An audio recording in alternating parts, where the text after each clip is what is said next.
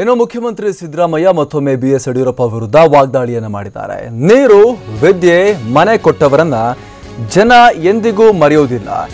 ಜೈಲಿಗೆ ಹೋದವರನ್ನ ಕೂಡ, ಅವರು ಮಾಡಿರುವಂತಹ ಕೆಲಸಗಳನ್ನ ಕೂಡ ಜನ ಎಂದಿಗೂ ಮರೆಯೋದಿಲ್ಲ ಅನ್ನುವಂತಹ ಒಂದು ಹೇಳಿಕೆಯನ್ನ ಮುಖ್ಯಮಂತ್ರಿ ಸಿದ್ದರಾಮಯ್ಯ ಕೊಟ್ಟಿದ್ದು, ಮಾಜಿ ಮುಖ್ಯಮಂತ್ರಿ ಯಡಿಯೂರಪ್ಪ ವಿರುದ್ಧ ಆಕ್ರೋಶವನ್ನು ವ್ಯಕ್ತಪಡಿಸಿದ್ದಾರೆ, ಟಾಂಗ್ ಕೊಟ್ಟಿದ್ದಾರೆ. ನೀರು ಕೊಡಕ್ಕಾಗದೆ ಹಿಂದಿನ ಸರ್ಕಾರ ನಗರವನ್ನ ಬೆಳೆಸಿದೆ. ನಾವು ಬಂದ ಮೇಲೆ ಅಂತಹ ಪ್ರದೇಶಗಳಿಗೆ ನೀರನ್ನ ಕೊಟ್ಟಿದ್ದೀವಿ.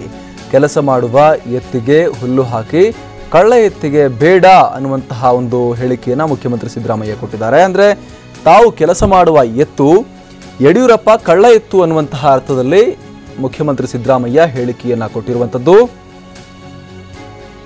ಹಾಗಾಗಿ ನಮಗೆ ಅಂದ್ರೆ ಕೆಲಸ ಮಾಡುವ ಎತ್ತಿಗೆ ಹುಲ್ಲನ್ನ ಕೊಡಿ, ಕಳ್ಳ ಎತ್ತಿಗೆ ಬೇಡ, ಅಂದ್ರೆ ನಮಗೆ ಅಧಿಕಾರವನ್ನ ಕೊಡಿ, ನಾವು ಕೆಲಸ ಮಾಡ್ತೀವಿ, ಅವರಿಗೆ ಬೇಡ ಅನ್ನುವಂತಹ ಹೇಳಿಕೆಯನ್ನ ಮುಖ್ಯಮಂತ್ರಿ ಸಿದ್ದರಾಮಯ್ಯ ನೀಡಿದ್ದು, ಯಡಿಯೂರಪ್ಪಗೆ ಟಾಂಗನ್ನ ಕೊಟ್ಟಿದ್ದಾರೆ.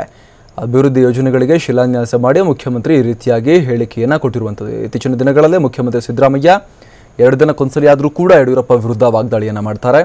ನಿತ್ಯವೂ ಕೂಡ ಇವರಿಬ್ಬರ ನಡುವಿನ ವಾಕ್ ಸಮರ ಮುಂದುವರೆದಿರುತ್ತೆ.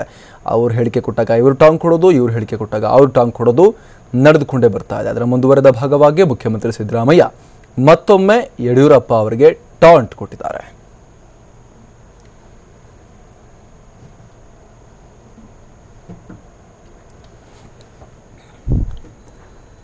ಇಲ್ಲಿ ಮುಖ್ಯಮಂತ್ರಿ ಸಿದ್ದರಾಮಯ್ಯ ಹೇಳಿರುವಂಥದ್ದು, ನೀರು, ವಿದ್ಯೆ, ಮನೆ ಕೊಟ್ಟವರನ್ನ ಯಾವುದೇ ಕಾರಣಕ್ಕೂ ಜನ ಮರೆಯೋದಿಲ್ಲ. ಅಂದ್ರೆ ನಾವು ಆ ಕೆಲಸವನ್ನ ಮಾಡಿದ್ದೀವಿ. ಹಾಗೆ ಜೈಲಿಗೆ ಹೋದವರನ್ನ ಕೂಡ ಜನ ಯಾವತ್ತೂ ಮರೆಯೋದಿಲ್ಲ ಅನ್ನುವಂತಹ ಹೇಳಿಕೆಯನ್ನ ಕೊಟ್ಟಿದ್ದಾರೆ.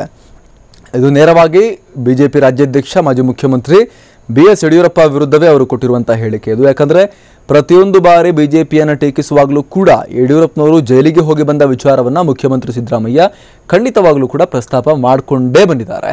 ಇವತ್ತು ಕೂಡ ಅಷ್ಟೇ, ನೇರವಾಗಿ ಹೆಸರನ್ನ ಎಲ್ಲೂ ಉಲ್ಲೇಖ ಮಾಡದೆ ಹೋದರೂ ಕೂಡ ನಾವು ನೀರು, ಅನ್ನ ಕೊಟ್ಟಂತಹ ಸರ್ಕಾರ ನಮ್ಮದು, ನಮ್ಮನ್ನ ಜನ ಯಾಕೆ ಮರಿತಾರಂತ ಕೇಳೋದ್ರ ಜೊತೆಗೇನೆ ಜೈಲಿಗೆ ಹೋದವ್ರನ್ನ ಕೂಡ ಜನ ಮರ್ತಿಲ್ಲ. ಅಂದರೆ ಅಂದಿನ ಸರ್ಕಾರದ ಸಮಯದಲ್ಲಿ ಆದಂತಹ ಬೆಳವಣಿಗೆಗಳನ್ನ ಕೂಡ ಜನ ಮರ್ತಿಲ್ಲ ಅನ್ನುವಂಥ ಹೇಳಿಕೆಯನ್ನು ಕೊಟ್ಟಿದ್ದಾರೆ. ಹಾಗೆ ಕೆಲಸ ಮಾಡುವ ಎತ್ತಿಗೆ ಮೇವನ್ನ ಕೊಡಿ, ಕಳ್ಳ ಎತ್ತಿಗೆ ಮೇವನ್ನ ಕೊಡಬೇಡಿ ಅನ್ನುವಂಥ ಹೇಳಿಕೆಯನ್ನು ಕೊಡೋ ಮೂಲಕ ನಾವು ಕೆಲಸ ಮಾಡುವ ಸರ್ಕಾರ, ಅವರದು ಕಳ್ಳ ಪೊಲಿಟಿಕಲ್ ಪಾರ್ಟಿ ಅನ್ನುವಂಥ ಹೇಳಿಕೆಯನ್ನು ಮುಖ್ಯಮಂತ್ರಿ ಸಿದ್ದರಾಮಯ್ಯ ನೀಡಿದ್ದಾರೆ.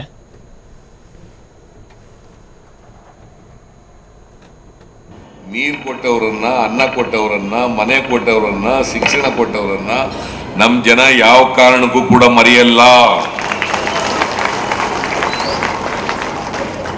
ಬೇಕಾದ್ರೆ ಜೈಲ್ಗೆ ಹೋದವ್ರನ್ನ ಜ್ಞಾಪಕ ಇಟ್ಕೋಬಹುದು.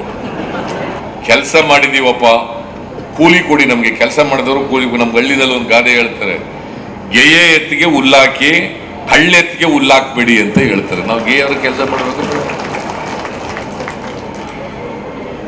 ಅದರಿಂದ ನೀವು ಕೊಡ್ತಕ್ಕಂಥ ತೆರಿಗೆಯನ್ನ ನಿಮಗೆ ನಿಮ್ಮ ಸೌಲಭ್ಯಗಳಿಗೆ, ಸೌಕರ್ಯಗಳಿಗೆ ಖರ್ಚು ಮಾಡ್ತಕ್ಕಂಥ ಪ್ರಾಮಾಣಿಕ ಪ್ರಯತ್ನವನ್ನ ಮಾಡ್ತಾ ಇದ್ದೀವಿ.